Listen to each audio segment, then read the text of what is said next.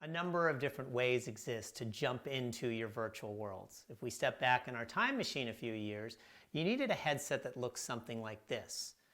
That has a cable coming out of the back of it. That cable connects to a computer. The majority, if not all, of the processing for these types of headsets take place at the computer, which means you can have a beefy graphics card and processor, and this becomes more of a display unit.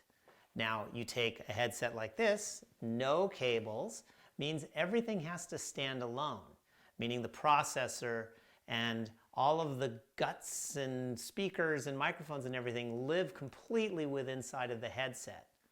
What does that mean? Well, for certain applications, you have more power if you use a headset like this. You can create worlds that are more photoreal. You can bring more people potentially into a world on your rendering side just because they can handle a little bit more.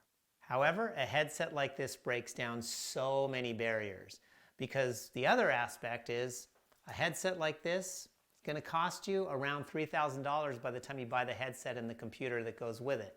If you already own the computer, yes, you can save a little bit of money. This one, $300 or $400, and you can begin the process.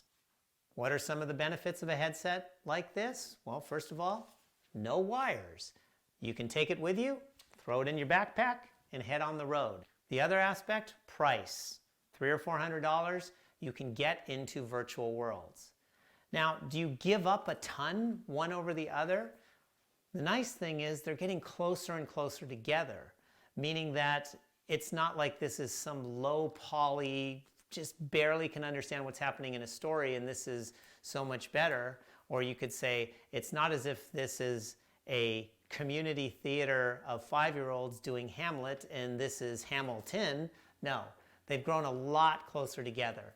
In fact, we're doing most of our work in headsets that are disconnected right now simply because we know it's easier to bring our whole community along to do so. For example, we wanted to do a show, we just sent every actor a headset. They didn't need a computer to connect it to. We also needed to bring in test audiences.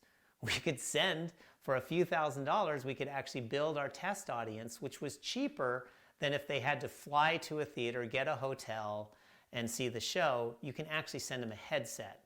And now you don't do it once, you can do it multiple times. The future surrounds about making everything more and more accessible.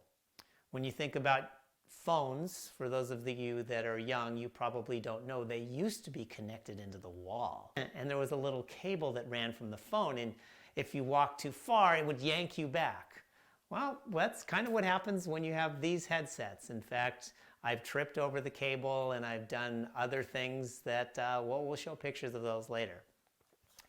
So as we work into an environment, a headset like this at someday will be so thin, hopefully, that it's like a contact lens or a pair of glasses. You won't even really notice that you're wearing it. That's when it becomes ubiquitous and we can run it forever.